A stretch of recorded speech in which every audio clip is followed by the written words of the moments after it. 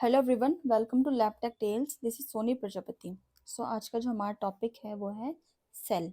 अभी हम जो शुरू कर रहे हैं that is our anatomy and physiology, जो हमारा सब्जेक्ट है। तो उसमें सबसे पहला टॉपिक हम सेल जो चैप्टर है उसके बारे में पढ़ेंगे कि सेल क्या होता है, उसके अंदर क्या क्या चीज़ें होती हैं, किन की जैसे वो मिलके बना होता है। सेल वॉल, न्यूक्लियस सब चीज़ें हम थोड़ा थोड़ा उसमें पढ़ेंगे। एक तरह का मतलब हम थोड़ा रिवाइज कर रहे हैं क्योंकि एग्ज़ाम बहुत पास में है, तो हम हर एक टॉपिक को ऊपर नॉट बहुत अंदर ब्रीफली नहीं जाएंगे, बट आपको एक ओवरव्यू और बहुत अच्छे से मिल जाएगा। ठीक है, शुरू करते हैं हम लोग सबसे पहले सेल के बारे में।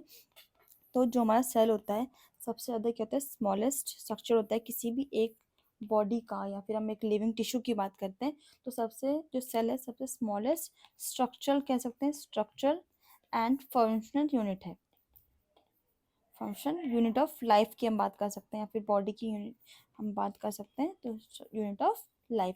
फॉर एग्जांपल अगर हम बात करते हैं, हमने पूरा कोई भी दीवार बनाई है तो हम उस दीवार में बात करते हैं, हम उस दीवार को किससे बनाते हैं, हम उसको ईंटों से बनाते हैं। वो पूरी दीवार ऐसे तो बन नहीं गई, हमने पहले एक ईंट रखी, फिर दूसरी रखी, फिर तीसरी रखी, ऊपर नीचे हर जगह रखी, तो एक पूरी दीवार तैयार हुई, फिर बिल्डिंग तैयार हुई। ठीक है, बिल्डिंग से उसको हमने घर बनाया, उसमें और भी शीशे लगाए, पेंट किया, ये सब किया, तो तब पूरा वो पूरा एक बिल्डिंग मतलब जो भी बना उसका वो बना। ठीक है, तो ऐसे ही जो उसकी एक बिल्डिंग जो सबसे बेसिक चीज़ होती है उसकी ब्रिक्स होती है। ऐसे अगर हम पूरी ह्यूमन बॉडी की बात करते हैं तो ह्यूमन बॉडी के ऊपर ढांचा जो है, वो जो स्ट्रक्चर है वो ऐसे ही तैयार नहीं जाता। हम एक एक सेल को जब जोड़ते हैं वो तभी आगे जाकर पूरी बॉडी बनती है। एक सेल हो गया, फिर टिश्यू बनता है, टिश्यू से टिश्यू सिस्टम बनता है, ऑर्गन बनता है, ऑर्गन सिस्टम बनता है, एंड पूरी बॉडी हमारी तैयार होती है। तो यानी कि जो सेल होता है हमारे पास क्या होता है, उसका स्ट्रक्चरल एंड फंक्शन यूनिट है, जिससे एक पूरी जो लाइफ है वो तैयार होगी। ठीक है, क्योंकि स्टार्टिंग भी तो किससे होती है, एक सिंगल सेल ऑर्गेनिज्म, एक सिंगल सेल जो है हमारे पास, जैसे कि स्पर्म हो गया उससे होती है। ठीक है, स्पर्म और ओवा हो गया सिंगल सेल है, तभी वो आगे जाकर पूरा मिलकर बॉडी में एक छोटे बेबी में फीटस में तैयार होती है। ठीक है, तो हमारे पास क्या सबसे बेसिक यूनिट ऑफ लाइफ है।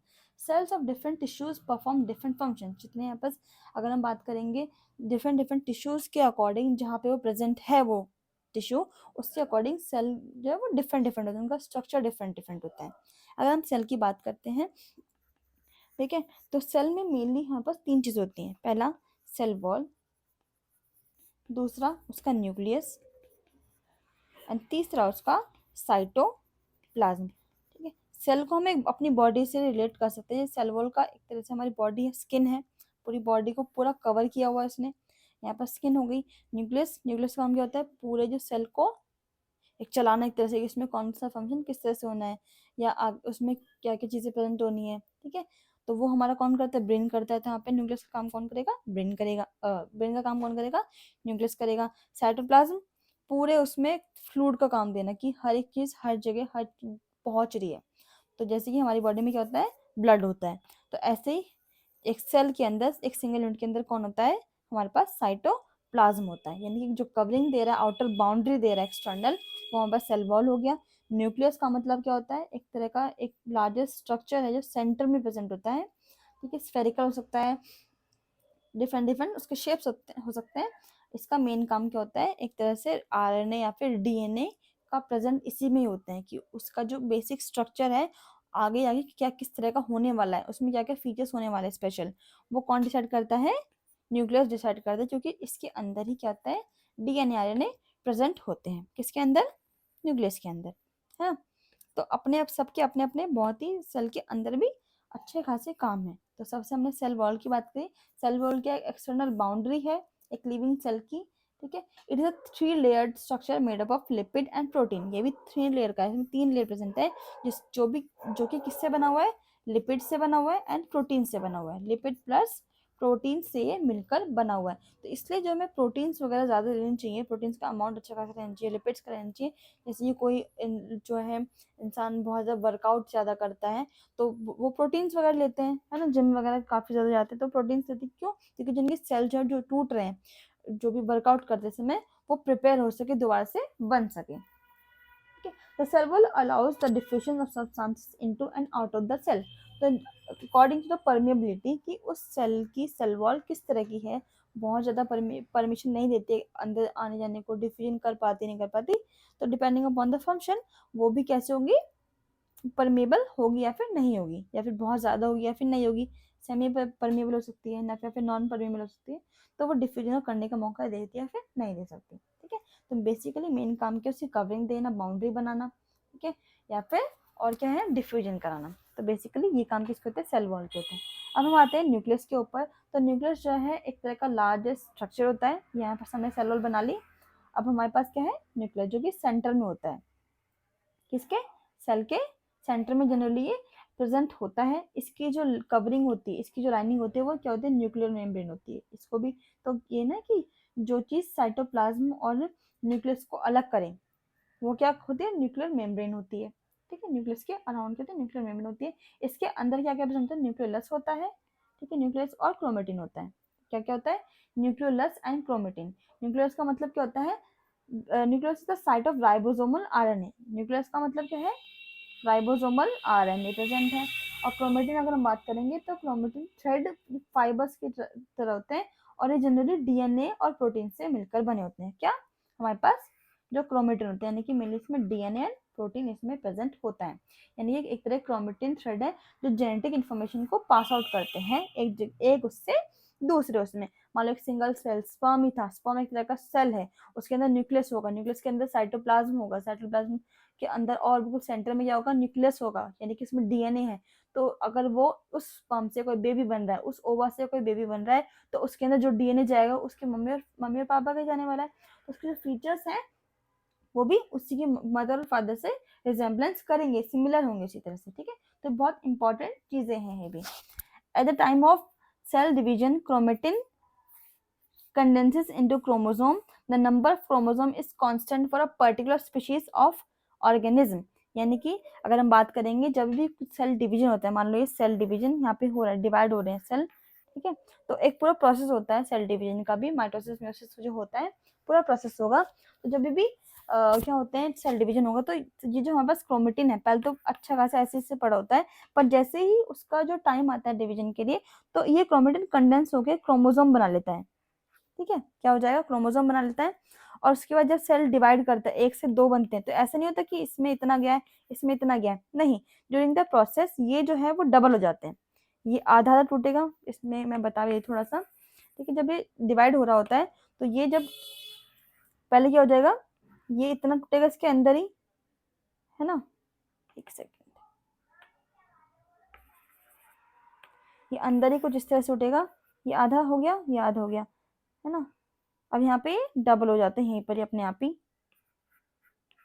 उसके बाद ये एक सेल और दूसरा सेल जाके टूटेगा, तो इसके पास भी अपना एक पूरा है, जो हमेशा जो नंबर है क्रोमोसोम का वो कांस्टेंट ही रहता है। अब किसी भी अब इंसान में बात करेंगे, तो टोटल जो है हमारे पास कितने होते हैं, 46 क्रोमोसोम्स होते हैं। क्या होते हैं, 46 क्रोमोसोम्स होते हैं, यानी कि 26 पेयर्स होते हैं। क्या होते हैं, 26 पेयर्स। ठीक है, तो क्रोमेटिन में क्या होता है, हमारे पास डीएनए होता है, और न्यूक्लियस में क्या होता है, आरएनए, राइबोसोमल आरएनए प्रेजेंट होता है, राइबोन्यूक्लिक एसिड, जहाँ पे सॉरी जहाँ पे एक तरह की साइट होती है, एक्चुअल में राइबोसोम नहीं होता है, ये साइट होती है जहाँ पे राइबोसोम का सिंथेसिस होता है, राइबोसोमल आरएनए की सिंथेसिस होती है। और क्रोमेटिन का मतलब क्या होता है, उसमें डीएनए का कंटेंट और थोड़ा प्रोटीन का पार्ट भी है। ठीक है, नेक्स्ट हम आते हैं हमारे पास साइटोप्लाज्म में। साइटोप्लाज्म क्या है, एक तरह का एक सब्सटेंस है जो कि सेल मेम्ब्रेन और न्यूक्लियस के बीच में प्रेजेंट है। तो यहाँ पे सेल मेम्ब्रेन हो गई, ये न्यूक्लियस प्रेजेंट हो गया, तो यहाँ पे जो चीज प्रेजेंट है उसी को हम साइटोप्लाज्म बोलते हैं। ठीक है, साइटोप्लाज्म के अंदर मेनली क्या होती है चीजें, ऑर्गेनल्स होते हैं डिफरेंट डिफरेंट, यानी जैसे हमारी बॉडी में ऑर्गन्स है, ऐसे ही एक साइटोप्लाज्म के अंदर ऑर्गेनल्स है, जैसे कि एंडोप्लाज्मिक रेटिकुलम हो गया, ठीक है, गोल्जी अपैरेटस हो गया, माइटोकॉन्ड्रिया हो गया। तो डिपेंडिंग ऑन द फंक्शंस ये डिफरेंट डिफरेंट ऑर्गन्स भी प्रेजेंट है। कौन कौन से हमारे पास ऑर्गेनल्स हैं, हम एक बार देख लेते हैं। ऑर्गेनल्स कहाँ पे प्रेजेंट है, साइटोप्लाज्म में। सबसे पहले हमारे पास क्या है, एंडोप्लाज्मिक रेटिकुलम। एंडोप्लाज्मिक रेटिकुलम भी क्या होता है, दो टाइप का होता है, या तो ग्रैन्युलर होगा या फिर वो ए ग्रैन्युलर होगा। ग्रैन्युलर का मतलब उस पर ग्रैन्यूल्स प्रेजेंट है, ग्रैन्युलर होगा यानी कि ग्रैन्यूल्स प्रेजेंट है, या फिर वो ए ग्रैन्युलर होगा यानी कि उस पर ग्रैन्यूल्स नहीं प्रेजेंट है। ग्रैन्युलर का मेन काम क्या होता है, ये एक तरह की these ribosomes are site these ribosomes are the site of protein synthesis, यानी कि ग्रैन्यूल्स वाले में क्या होंगे, एंडोप्लाज्मिक रेटिकुलम में यहाँ पे क्या होगा, प्रोटीन सिंथेसिस की साइट है, ये प्रोटीन सिंथेसिस की ये साइट है, प्रोटीन सिंथेसिस की साइट हो जाएगी। एक ग्रैन्यूल की हम बात करेंगे, this type of endoplasmic reticulum is concerned with the fatty acids and steroid synthesis, also they store release calcium. This जो हमारे पास अगर हम बात करेंगे, ये वाली एंडोप्लाज्मिक रेटिकुलम की जो टाइप होती है, ये फैटी एसिड्स और स्टेरॉइड के सिंथेसिस में काम आती है। क्या क्या, फैटी एसिड प्लस स्टेरॉइड के सिंथेसिस में ये काम आती है। ये किसमें, प्रोटीन में हेल्प करेंगी सिंथेसिस में, और ये हमारे पास क्या करेंगे किसमें, फैटी एसिड एंड स्टेरॉइड के सिंथेसिस में। और यहीं पर ये क्या होंगे, also they store and release calcium, यहीं पर क्या करेंगे, स्टोर भी होंगी और कैल्शियम का रिलीज भी ये करेंगे। किसका काम है, सारे एंडोप्लाज्मिक रेटिकुलम का एक काम। नेक्स्ट हम आते हैं हम दूसरे ऑर्गेनल पे, that is our Golgi apparatus. Golgi apparatus, अगर हम बात करें गोल्जी की, तो गोल्जी जनरली है, it is concern with the concentration of protein prior to their secretion, यानी कि ये हमने इसने जो है साइड दे दी है ना। एंडोप्लाज्मिक रेटिकुलम पे क्या होते हैं, राइबोसोम्स होते हैं। राइबोसोम्स क्या होते हैं, वहीं पर ही प्रोटीन का सिंथेसिस होता है। दीस राइबोसोम्स आर द साइट, यहाँ पे प्रोटीन का सिंथेसिस हो रहा है साइड से ही। अब सिंथेसिस हो गया है, उसके बाद जो कंसंट्रेशन होगा, सीरीज होने से पहले एक तरह से मैचुरेशन होना, कंसंट्रेशन हो, वो कौन कहाँ पे होता है हमारे पास, गोल्जी अपैरेटस में होता है, यानी कि कंसंट्रेशन ऑफ प्रोटीन। अभी हमने सिक्रेशन नहीं किया, हमने बॉडी में नहीं निकाला है ये, अभी वो बना और इसका कंसंट्रेशन हुआ है, अभी सिक्रेशन हमने उसका नहीं किया, तो वो कहाँ पे होगा हमारे पास, गोल्जी अपैरेटस में होगा। नेक्स्ट हमारे पास आता है माइटोकॉन्ड्रिया। क्या आता है हमारे पास, माइटोकॉन्ड्रिया। माइटोकॉन्ड्रिया सबसे बहुत इंपॉर्टेंट है ये। यहाँ पर सबसे पहले तो साइटोप्लाज्म में वेरिएबल नंबर में होता है, ऐसा नहीं कि 1 2 3 है, नहीं, 100 से मतलब कुछ 100 से लेके हजार तक में पाया जाता है। माइटोकॉन्ड्रिया जो है प्रोटीन से, फॉस्फोलिपिड से और सब कुछ आरएनए से मिलकर बना होता है, यानी कि इसमें क्या क्या प्रेजेंट होगा, आरएनए होगा, ठीक है, प्रोटीन होगा, ठीक है, और इसमें क्या होंगे, फॉस्फोलिपिड इसमें प्रेजेंट होंगे। तो इन 3 चीजों से मिलकर ये जो है बना होता है, ठीक है। They contain some important enzymes, इसमें काफी कुछ जो है इम्पॉर्टेंट एंजाइम प्रेजेंट होते हैं, और ये पूरे जितने भी सेल होता है उसको एनर्जी देते हैं, ठीक है, in the form of ATP. इसीलिए इसको पावर हाउस ऑफ सेल भी कहते हैं। इसका मेन काम क्या होता है, एटीपी प्रोवाइड करना सेल को, ताकि सेल जो है वो वर्किंग करता रहे, वर्क करता रहे, ठीक है। अब आते हैं हम लोग नेक्स्ट ऑर्गेनल पे, that is our lysosomes. They are small spherical or oval bodies surrounded by single membrane. They vary in number and contain a variety of hydrolytic enzymes. ये जो है ओवल शेप के हो सकते हैं, स्फेरिकल शेप के हो सकते हैं, सिंगल मेम्ब्रेन से कवर होते हैं, ठीक है। ये नंबर में वेरी होते हैं, 1 2 4 5 कितने हो सकते हैं, ठीक है। इनके पास क्या होता है, हाइड्रोलिटिक एंजाइम होते हैं। क्या होता है, हाइड्रोलिटिक एंजाइम्स होते हैं। जब भी कोई भी अगर लाइसोजाइम जो है कोई भी मतलब किसी भी उस सेल के अंदर कोई बैक्टीरिया आ गया है, ठीक है, कुछ भी, या फिर सेल के डेब्रिज है, सेल के डेब्रिज मतलब उसका वेस्ट जो है वो प्रेजेंट है, तो लाइसोजाइम का मेन काम क्या होता है, उनको एंगल्फ करना, उनका उनका खत्म करना। ये मेन काम क्या करते हैं, the damage intercellular organelles are also break down and digested by lysosomes. तो जो भी अंदर के ही जो ऑर्गेनल्स है, मान लो ईआर खराब हो गया, माइटोकॉन्ड्रिया, जो भी मतलब ऑर्गेनल्स है वो खराब हो गए, इंटरसेलुलर डैमेज हो गए, तो उनको डाइजेस्ट करना भी लाइसोसोम का काम होता है, यानी कि एक तरह से सुसाइडल बैग की तरह काम भी करते हैं। सुसाइडल बैग क्यों करते हैं, क्योंकि अगर ये फट जाए ना, इनका जो है थोड़ा बहुत बस्टिंग हो जाए, तो ये पूरे सेल को खत्म कर सकते हैं, या सेल बस्ट हो जाए तो आसपास के एनवायरनमेंट को खत्म कर देते हैं। इस तरह सुसाइडल बैग की तरह काम करते हैं, यानी कि किसी भी सेल में अगर बैक्टीरिया आ गया या उससे खुद के सेल डेब्रिस हैं, तो वो उनको एंगल्फ करके उनको किल करते हैं, ठीक है, उनको डाइजेस्ट कर देते हैं। तो लाइसोसोम का मेन काम ये होता है। नेक्स्ट हम आते हैं सेंट्रोसोम पे। Centrosome, it plays role in cell division, यानी कि जब सेल डिवाइड करते हैं तो यहाँ पे मेन ये सेंट्रोसोम का काम होता है। इनके अंदर इट कंटेन्स 2 सेंट्रोल्स, तो हेल्प किसमें होते हैं, ड्यूरिंग सेल डिवीजन, और इसके बाद 2 सेंट्रोल्स होते हैं। अब सेल डिवीजन होता क्या है, सेल का डिवाइड होना, ठीक है। कोई भी एक सेल है, जब वो 1 से 2 बन रहा है या 4 बन रहा है, तो उसी को हम क्या कहते हैं, सेल का डिवीजन। ठीक है, जनरली सेल डिवीजन है वो दो टाइप का होता है, या तो माइटोसिस होगा या फिर वो मियोसिस होगा। अब इनमें डिफरेंस क्या है, the main difference is the number of chromosome inherited by the daughter cell. Main difference ये है कि कितने नंबर ऑफ क्रोमोसोम जो है वो डॉटर सेल से इनहेरिट हो रहे हैं। ठीक है,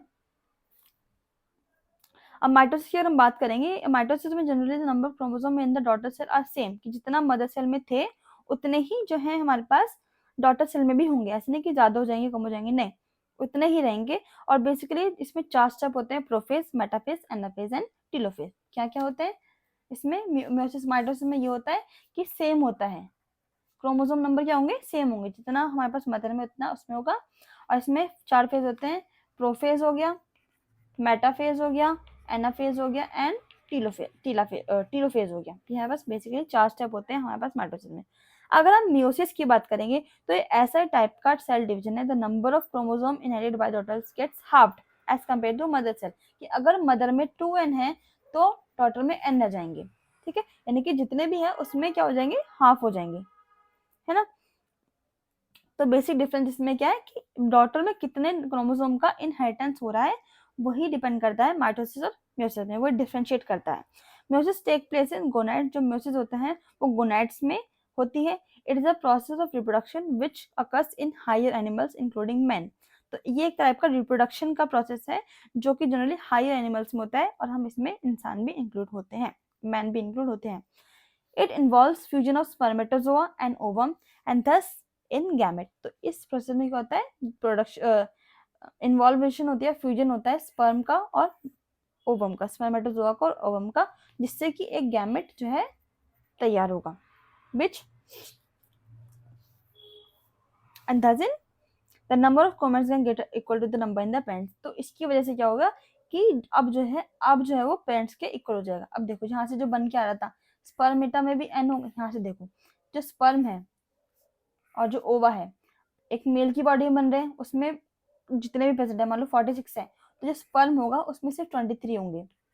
ऐसे ही फीमेल में क्या 46 है, पर जो ओवा होगा उसमें क्या हो जाएंगे 23। जैसे ही ये मिलेंगे, ठीक है, यहाँ मिले तो 23 प्लस 23 यानी कि अब कितने हो गए 46 पूरे हो गए। ठीक है, आई बात समझ में इतनी कि इक्वल कैसे होते हैं बाद में जाके, जब इनका रिप्रोडक्शन में क्या होता है, फ्यूजन होता है, उस टाइम पे जाके पेरेंट के बराबर होता है, कि अब इसमें 46 चाहे इसके बराबर कह लो चाहे इसके बराबर कह लो।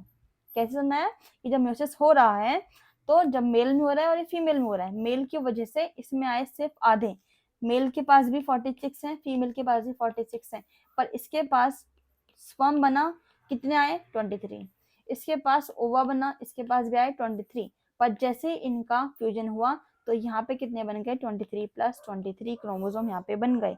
अब क्या हुआ फिर से कितने हो गए 46 हो गए, यानी कि पूरे पूरे क्रोमोसोम नंबर हो गए बराबर किसके, पेरेंट्स के। आप चाहे इस पेरेंट के बराबर करो चाहे इस पेरेंट के बराबर करो, बराबर तो हो गए ना।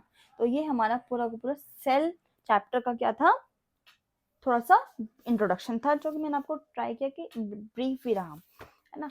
अब हम थोड़ा सा पढ़ लेते हैं टिश्यू के बारे में भी इसी चैप्टर में, है ना। तो हमारे पास 2 टॉपिक कवर हो जाएंगे, एक सेल कवर हो जाएगा, टिश्यू कवर हो जाएगा।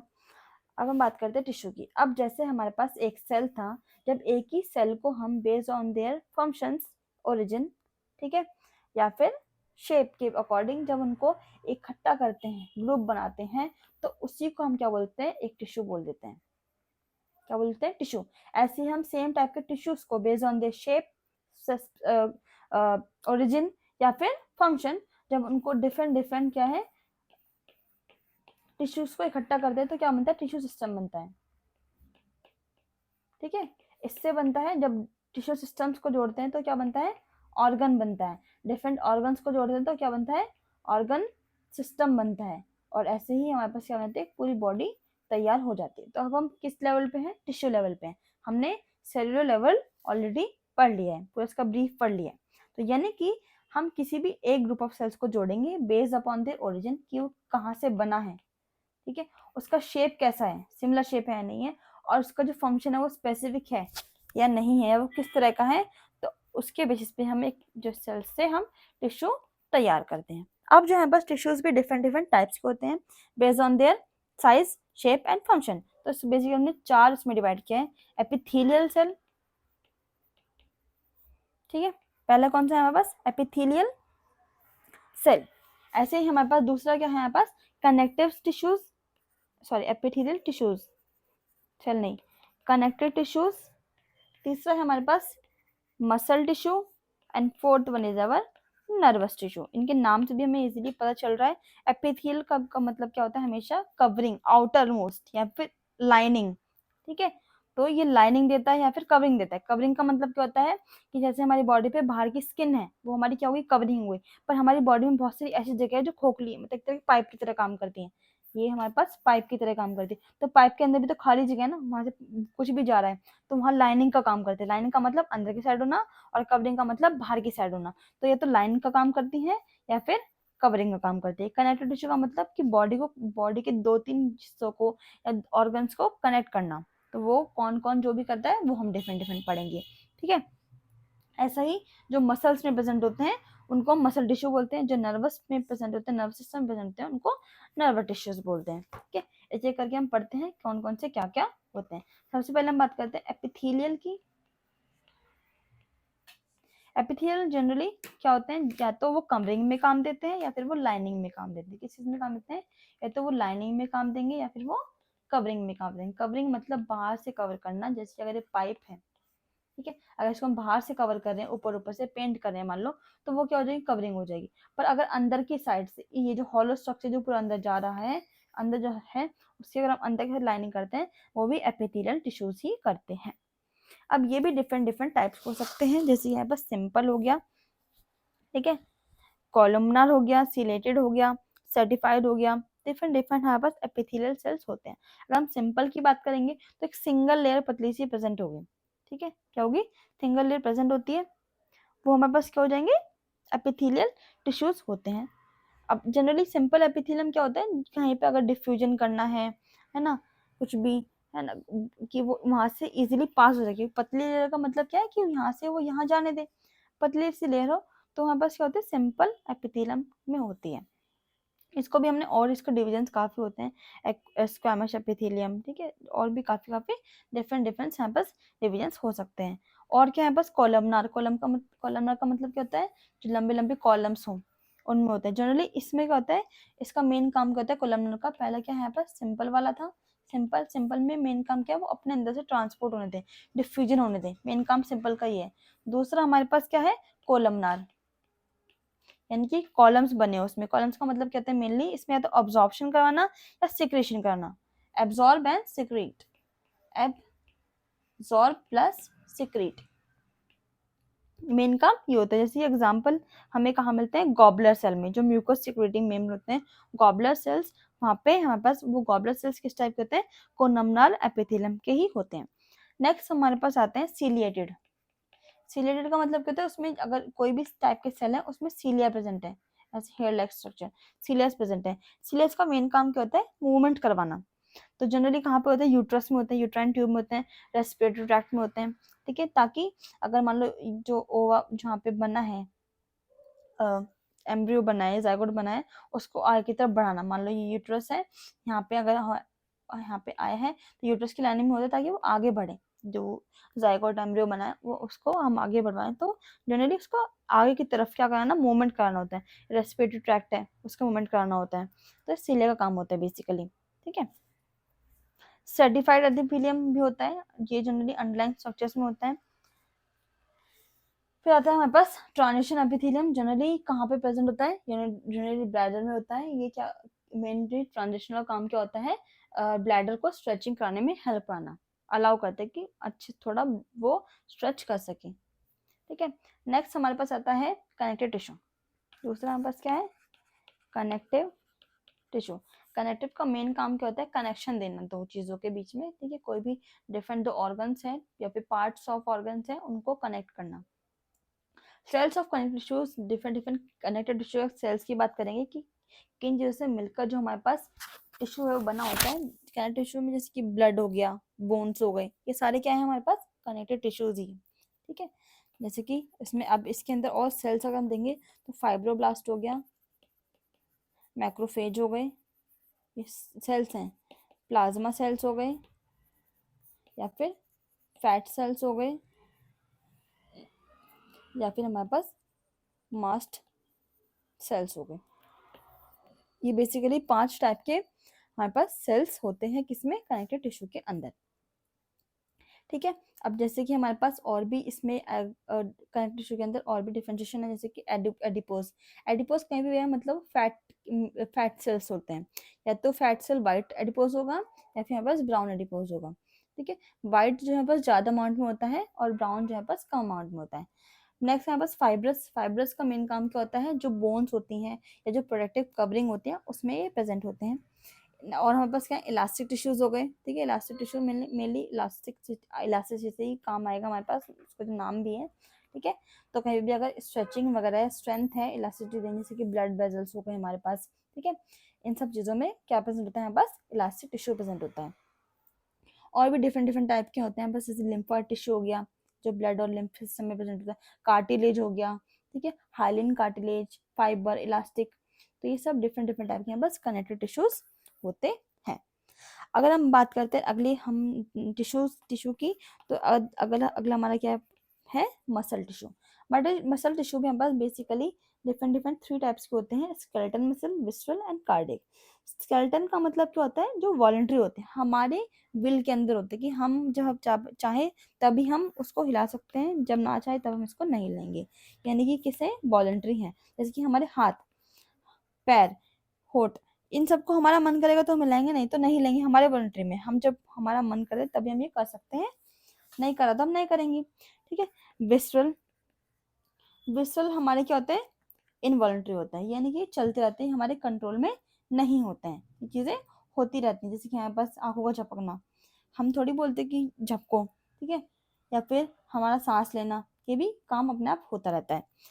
थर्ड होते आते हैं हमारे पास कार्डियक मसल। कार्डियक मसल जो हमारे पास हार्ट की मसल्स होती हैं, वो सारे हमारे किसके अंदर आते हैं, कार्डियक में। जितने भी कंट्रोल हमारी भी कंट्रोल में ये नहीं होते, तो ये भी हमारे पास इनवॉलंटरी है, ये भी हमारे पास इनवॉलंटरी है। ना तो हम इसको बोलते हैं होने के लिए, ना ही हम इसको बोलते हैं। सिर्फ स्केलेटल मसल्स ही हमारे वॉलंटरी में होती है, हमें इनको अलग से बोलने की जरूरत नहीं पड़ती। ठीक है,